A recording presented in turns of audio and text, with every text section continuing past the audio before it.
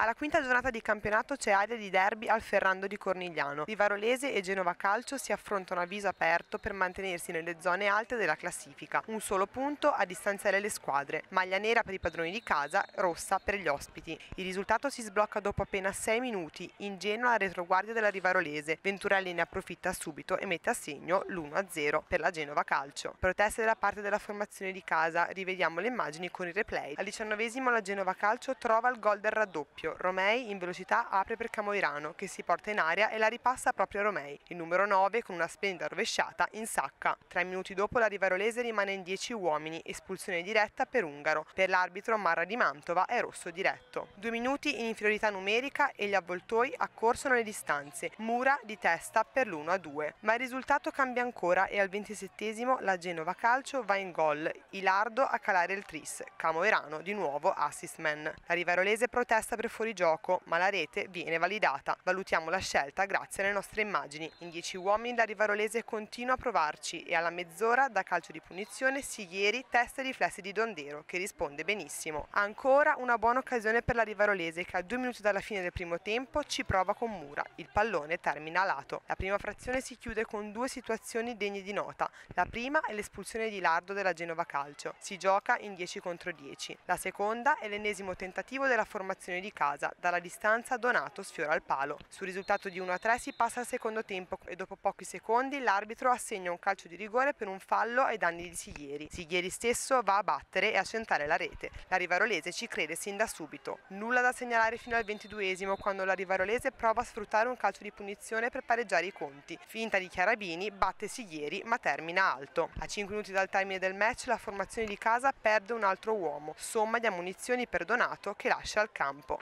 La Genova Calcio tiene duro e si aggiudica un derby molto combattuto, soprattutto nel primo tempo.